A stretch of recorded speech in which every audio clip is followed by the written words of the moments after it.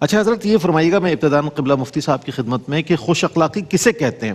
ایک خوش اخلاق بندہ جو ہے لوگوں کے ساتھ میل جول اور اس کے ساتھ رکھ رکھاؤ کس انداز کا رکھتا ہے کہ وہ خوش اخلاق کہلاتا ہے؟ میں چاہوں گا اس پہ پہلے ارشاد فرمائیے۔ بسم اللہ الرحمن الرحیم۔ اولاً تو میں سب سے گزارش کرتا ہوں، ہمارے کو بچہ نعت خوان دانیال کچھ بیمار ہیں، اللہ تعالیٰ ان کو شفاء کاملہ عطا فرمائے۔ میں سب سے گزارش کرتا ہوں کہ مبارک ساتھوں میں ان کے لیے بھی دعا کیجیے گا۔ دیکھیں، خوش معنی یہاں پر اچھا ہے۔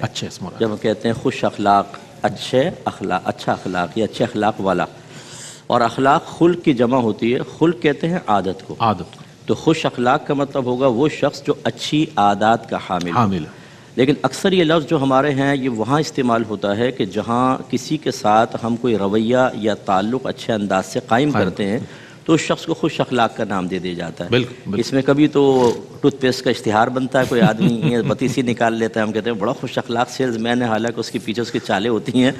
تو یہ اسی طریقے سے خوش اخلاق کے اندر پھر جیسے اب آپ اگر افسر ہیں، اپنے ماتحت کے ساتھ اچھا رویہ رکھنا، اپنی زوجہ کے ساتھ، اپنے بچوں کے ساتھ، اسی طرح دوستوں کے ساتھ بیہیو بہت اچھا ہو، مناسب الفاظ ہوں، شستہ الفاظ ہوں، عاجزی اختیار کرے آدمی، تکبر نہ کرے، خوش گمانی رکھے، خواہ بدگمانی نہ رکھے، خرچ کرنے کی باری آئے تو بخل نہ کرے، جتنا اللہ نے وسعت دی ہے سخاوت کرے، اللہ نے اور ہمت دی ہو تو ایثار بھی کرے۔ اسی طریقے سے ہمارے جیسے گھر میں کوئی مہمان آ جائے تو ان کے ساتھ اچھا رویہ رکھنا، مہمان نوازی کرنا، جہاں تک دسترخوان میں وسعت پیدا کر سکتا ہو وسعت پیدا کرنا۔ اسی طریقے سے غریبوں کی امداد کرنا، کسی کو دیکھ کر کسی بیمار کو اس کا دل نرم پڑ جانا اور پھر اس کے مطابق وہ عیادت کرے، کوئی فوت ہو جائے تو تعزیت کرے۔ اسی طریقے سے روڈ پہ کوئی چیزیں وغیرہ پڑی ہوں کہ جو مضر ہو سکتی ہیں کسی کے لیے تو ان کو دور کرنا، یہ سب اس کی علامات ہوتی ہیں، اس کا یہ رویہ بن جاتا ہے۔ اب یہاں ایک بات بس یہ غور کرنا چاہیے کہ ہم نے بعض اوقات تو خوش اخلاقی کو چند افعال تک منحصر کر دیا، وہ جیسے مسکرا کر مل رہے ہیں سیلز مین، اس کا تو کام ہی یہ ہے کہ وہ مسکرا کے مل کے آپ کو، جی ہاں، اس کو پروڈکٹ سیل کرنی ہے، اس وجہ سے ایسا ہے۔ اب اگر وہ یہاں تو ایسا ہی ہے لیکن گھر پہ جا کے بیوی بچوں کو مارتا ہے، پیٹتا ہے، گالی بکتا ہے، یا اپنے ماتحت کوئی دکان میں کام کرتا ہے اس کو بات بات پر ذلیل کرتا ہے، تو یہ خالی بتیسی نکالنا تو خوش اخلاقی نہیں ہے، وہ تو اس کو کہا جائے گا تم بہت بڑے بد اخلاق آدمی ہو۔ اسی طریقے سے بعض اوقات ہم لوگوں کے منصب کے اعتبار سے اخلاق اپناتے ہیں۔ نوکر یا ماسی ہو تو 2 منٹ میں عزت اتار کے ہاتھ پہ رکھ دیں، لیکن باس آ جائے تو کھڑے ہو جائیں، حضور یہاں بیٹھے ہیں، بتیسی کھلی ہو، صاحب حاجی صاحب مسجد میں آئے تو جی پہلی صف میں آ جائیں، حاجی صاحب ارے نہیں آپ آئیے، ارے ہم تو کتے کمینے ہیں، اور گھر پہ جائے تو سلطان رائی مصطفیٰ قریشی۔ اور اسی طرح بعض مردوں کے ساتھ کسی سے بات کریں گے تو ٹیڑھا میڑھا، خاتون آ جائے تو اخلاق دیکھیں پھر، ارے بہن جی آپ یہاں آئیے بیٹھیے، اور محلے کی تمام بھابیاں جانتی ہیں کہ کتنا خوش اخلاق آدمی ہے یہ۔ تو یہ جو ہمارے طریقے ہیں اس میں ہمیں خود غور کرنا چاہیے کہ خوش اخلاقی یہ نہیں، خوش اخلاقی کس سے کشید ہوگی؟ میرے آقا صلی اللہ علیہ وسلم کی سیرت سے۔ بس اب جو میں نے جتنی باتیں عرض کی آپ سیرت مصطفیٰ میں دیکھ لیں، آگے انشاءاللہ ذکر ہوگا، وہ چیزیں انسان اپنائے، حقیقی خوش اخلاق بنے، اور یہ احتساب کے بغیر نہیں ہوگا۔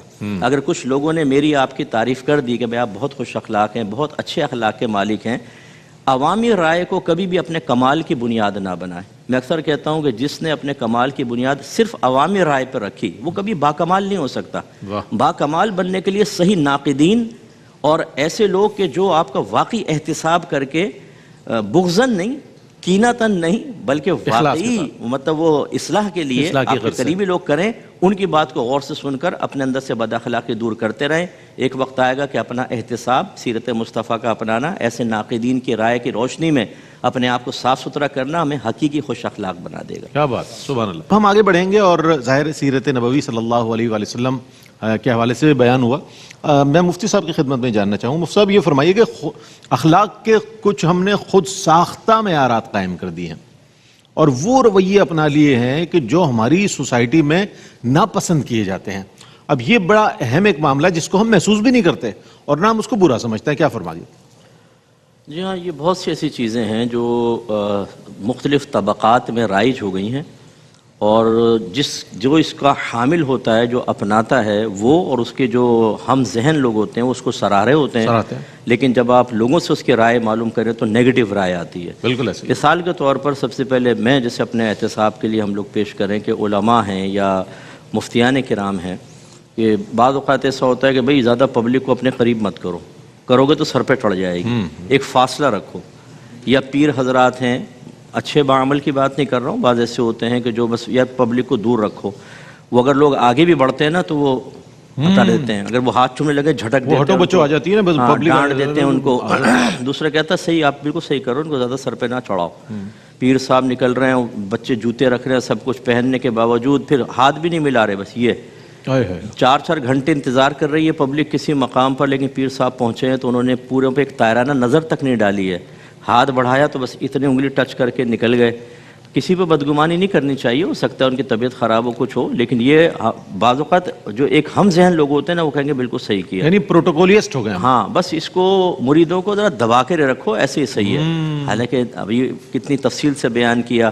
نبی کریم صلی اللہ علیہ وسلم مدینہ کی گلیوں میں کبھی تشریف لے جاتے تو جاریہ چھوٹی بچیاں آتی اور آپ کا ہاتھ پکڑ لیتے ہیں اور کہتی ہیں ہمیں کوئی ضرورت ہے چلیں، سرکار ان کے ساتھ چلے جایا کرتے تھے. تو یہ اخلاق. اسی طریقے سے ہمارے گھروں کے اندر ایک رویہ ہے کہ بیوی کو زیادہ سر پہ نہ چڑھاؤ. اچھا، اس کا ماسٹر مائنڈ کون ہے؟ امی حضور اور بہنیں. اچھا، یہ کہتی ہیں کہ پہلے سمجھانا شروع کر دیتی ہیں، دیکھو تمہاری شادی تو ہو رہی ہے، یہ نہیں تم بیوی کے غلام بن جاؤ، ماں کو بھول جاؤ. بہنیں کہ ہمیں بھول جاؤ، اگر بھولو گے میں نہیں آؤں گی، ادھر رونا شروع کر دیں گے. ارے بھائی ابھی شادی ہوئی نہیں، رونا تم نے پہلے شروع کر دیا، یعنی اتنا پکا کر دیا کچھ حد نہیں. اب وہ اس کو بیوی کو آتے ہی ڈانٹنا، ڈپٹنا، تھپڑ مار دینا، میری ماں کی عزت نہیں کی تو طلاق دے دوں گا، میری بہنیں گھر میں آئے تو تمہیں اسٹرکٹلی کھڑا ہونا ہوگا. اب یہ سب گھر والے اس کو اچھا سمجھ رہے ہیں، لیکن یہ رویہ گندا رویہ ہے. وہ کسی کی بیٹی ہے، کسی کی بہن ہے، تمہارے بچوں کی ماں ہے، ایک انسان ہے، وہ بھی ہرٹ ہوتی ہے. یہ تم نے، اور یہ اگر رویہ تمہارے بہن کے ساتھ سسرال والے کر رہے ہوں تو امی دوپٹہ اٹھا کے اللہ بیڑا غرق کر دے اس بڑھیا چڑیل کا، اس کی ساس کا، مرتی بھی نہیں ہے، اس کی بہنوں کو اللہ تباہ کر دے، میری بچی کے ساتھ کیسا حشر کر رکھا ہے. تو یہ رویے غلط ہیں. اسی طریقے سے یہ نوکروں کو بس اسٹرکٹلی کھینچ کر رکھو. بعض نوکر یقیناً ایسے ہوتے ہیں، میں نے یہ دیکھا ہے نوکروں کی نیچر یا ماسیوں کی نیچر، اگر مالکہ یا کوئی باس وغیرہ نرم ہو نا تو وہ اس کو اپنا کمال سمجھتے ہیں کہ کوئی میرے اندر ٹیلنٹ ہے تبھی ایسے ہیں. پھر وہ چیٹنگ بھی کر رہے ہیں، سب کچھ کر رہے ہیں، اور اگر ان کو ذلیل کر کے رکھا جائے، ڈانٹا ٹپٹا جائے تو بڑے صحیح سے کام کرتے ہیں. تو اس میں ان کا بھی قصور ہوا کہ آپ نے اپنے آپ کو مقام ذلت پر پیش کر کے خواہ کسی کو بد اخلاقی پر مصر کر دیا کہ وہ اصرار کرتا رہے. لیکن یہ رویہ ٹھیک نہیں ہوتا. اپنے ماتحت کے ساتھ بھی اتنا پیارا رویہ رکھیں کہ وہ آپ کی سختی نہیں، آپ کے اخلاق سے متاثر ہو کر پھر آپ کے ساتھ دیانتدارانہ کام کریں. اگر آپ دبا کے کام کروائیں گے وہ کر لے گا، لیکن آپ کے ساتھ کبھی مخلص نہیں ہوگا، کبھی اس کو آپ کو نقصان پہنچانے کا موقع ملے گا نا وہ آپ کو نقصان پہنچا دے گا. بالکل ایسا ہی. اسی طریقے سے دوستوں کے اندر بعض ایسے ہوتے ہیں جو ہاتھ چھوڑ ہوتے ہیں. ذرا بولتا ہے بھائی اپنے تو نہ غصہ برداشت ہوتا ہے نہ وہ، کسی نے کوئی والے تھڑاک سے منہ تھپڑ مار دیا، باقی سب کہتے ہیں یار تو بہت صحیح آدمی ہے یار، اسٹریٹ فارورڈ ہے، بڑے یار بہت صحیح بات ہے. یا طنز کر دینا، ایک دم کسی کا راز ظاہر کر دینا. اس نے کوئی بات بولی مجھے بولتا ہے، میں بتا تو کون ہے، یہ تو نے نہیں کیا، باپ رے. تو یہ بھی بد اخلاقی ہے. تو خلاصہ کلام یہ ہے کہ اس طرح کرے. اس طرح ٹیچنگ کے اندر آپ دیکھیں کہ بعض ٹیچرز ایسے ہوتے ہیں جو کسی ایک شاگرد کو ٹارگٹ بنا کے اتنا ذلیل کر دیتے ہیں کلاس کے اندر، اور اس کا ناقابل معافی جرم کیا ہوتا ہے کہ اس نے آپ کے ٹیچنگ میتھڈ پہ کلام کر لیا، یا کوئی ایسا کویسچن کر لیا جس کی آپ تیاری کر کے گھر سے نہیں آئے تھے، آپ جواب نہیں دے سکے تو آپ نے کہا اس نے تو بے عزت کر دیا، اس کو اتنا ذلیل کر دو کہ آئندہ یہ بول نہ سکے. تو یہ رویے بالکل غلط رویے ہیں. اس طرح آپ کسی کو ذلیل کر دیں گے تو. اسی طریقے سے ہمارے دینی طبقات میں بھی بعض قاری حضرات اتنے خطرناک قسم کے ہوتے ہیں، اتنا لمبا سوٹا لے کے بیٹھے ہوتے ہیں. وہ اسی کو کہتے ہیں کہ یہ ایک اچھی روش ہے کہ شاگرد کے اندر ڈنڈے لگائیں، اس کو ذلیل کریں، اس کے والد صاحب کو بدل کر کسی جانور پرندے کی طرف منسوب کر دیں. وہ آپ سمجھ گئے ہوں گے کیا ہے، اس کی طرف منسوب کر دیں اور خوب اس کو ذلیل کریں. یہ طریقہ، یہ طرز تعلیم یہ نہیں ہونا چاہیے ہمارے مذہب کا. اس کی مینٹلٹی بچوں کی سمجھیں. بعض بچے ٹھیک ہے گھر سے بگڑے ہوئے بھی آتے ہیں، سب کچھ ہوتے ہیں، لیکن پیار، محبت، نفسیات کو سمجھ کے کرنا یہ اچھی چیز ہوتی ہے. بالکل. اس کو ہمارا معاشرہ بہت بری نظر سے دیکھتا ہے. کئی سوشل میڈیا پہ آپ دیکھیں قاری حضرات ڈنڈے پہ ڈنڈے مار رہے ہیں اور تھپڑ مار رہے ہیں. وہ ویڈیو بنا لی کسی نے چپکے سے، وہ ڈال دی، بدنام سارے ہو گئے. یہ مولوی تو ہوتے ہی ایسے ہیں، یہ ایسا کر رہے ہیں. بچے ڈرنے لگ گئے مولوی صاحب کی صورت دیکھ کر. یہ میں نے مشاہدہ کیا، آپ نے بھی شاید کیا ہو. اگر امی کہنا کہ بیٹا قاری صاحب آئیں گے قرآن، ابھی میں نے نہیں پڑھنا، میں نے نہیں پڑھنا، وہ کیا سوشل میڈیا پہ پٹتے ہوئے دیکھ لیا، وہ کہتا وہ ایسے بھیانک سا قاری ہوگا. حالانکہ اچھا رویہ ہونا چاہیے. تو خلاصہ کلام یہ ہے کہ معیار سب سے پہلے ہے شریعت، قرآن کیا کہہ رہا ہے، حدیث کیا کہہ رہی ہے۔ دوسرے نمبر پر سیرت مصطفیٰ صلی اللہ علیہ وسلم، اس کو دیکھیں۔ تیسرے نمبر پر اپنے زمانے میں دیکھیں عرف کیا کہہ رہا ہے۔ اگر کوئی رویہ، کوئی آپ کی حرکت، آپ کا معاشرہ اس کو ناپسندیدگی کی نگاہ سے دیکھتا ہے، اس کو برا سمجھتا ہے، تو اس کو ہمیں چھوڑنا ہی ہوگا، چاہے لوگ اس کو بعض طبقات پسند کر رہے ہوں، چاہے اس کو کہہ رہے ہوں کہ یار یہ بہت اچھی چیز ہے، ایسے چلیں۔ تو خلاصہ کلام یہ ہے کہ جب احتساب ہوگا انشاءاللہ، پھر نکھار اور سنوار پیدا ہوگا، اور پھر آدمی باکمال بنے گا اور باکمال بنائے گا انشاءاللہ۔ سبحان اللہ۔ مفتی صاحب کیا بیان کیجیے گا؟ آخر میں عوام سے گزارش کروں گا کہ ہم نے کافی کلام کیا، ہم دیانتدارانہ کلام کرتے ہیں کہ ہمیں بھی اصلاح کی ضرورت ہے سب، لیکن عوام الناس کا یہ کام نہیں کہ علماء کی یا مشائخ کی گرفت کرے، یہ ہم اس لیے نہیں کر رہے ہیں۔ بعض لوگ جو ہیں وہ کہتے ہیں یار دیکھو فلاں عالم کتنا بد اخلاق، فلاں پیر صاحب کتنے بد اخلاق، حالانکہ وہ بعمل بھی ہوتے ہیں، سب کچھ ہوتے ہیں۔ تو یہ ہو سکتا ہے کہ وہ مقتضائے حال کے مطابق رویہ اختیار کر رہے ہوں۔ نبی کریم صلی اللہ علیہ وسلم کبھی جلال میں بھی تشریف لائے، کسی نے سلام کیا ہے آپ نے جواب نہیں دیا، کسی نے سلام کیا آپ نے چہرہ انور پھیر لیا، یہ بھی ثابت ہے، لیکن وہ کیا مقتضائے حال کے مطابق ہے۔ اس لیے اب ایک ڈاکٹر اگر ایک گولی دیتا ہے کسی کو اور دوسرا ٹیبل پہ لٹا کے سینہ پورا چیر دیتا ہے، اور کوئی کہے دیکھو کتنا اچھا ہے، گولی دی اور اس نے سینہ چیر دیا، کتنا بڑا بد اخلاق آدمی ہے، فرق ہے اس کے اندر، ٹھیک ہے نا۔ تو اس لیے علماء کا احتساب آپ نہ کریں، ہم خود اپنا احتساب کرنے کے لیے کافی ہیں، ہمیں خود کرنا بھی چاہیے، اور بالکل ہمیں سب سے زیادہ اپنے احتساب سے ڈرنا چاہیے کہ عوام کا شاید کم ہو، ہمارا میدان معاشر میں زیادہ احتساب ہوگا۔ تو میں بہت گزارش کرتا ہوں کہ تھوڑی سی بات کے اوپر آپ اتنے گندے گندے کمنٹس لکھتے ہیں نیچے، یا کسی عالم کے بارے میں گندی فحش بات کر دیتے ہیں، یہ چیز آپ کی آخرت کو تباہ کرے گی۔ آپ ایسا نہ کریں، علماء اور مشائخ کو اپنا احتساب کرنے دیں۔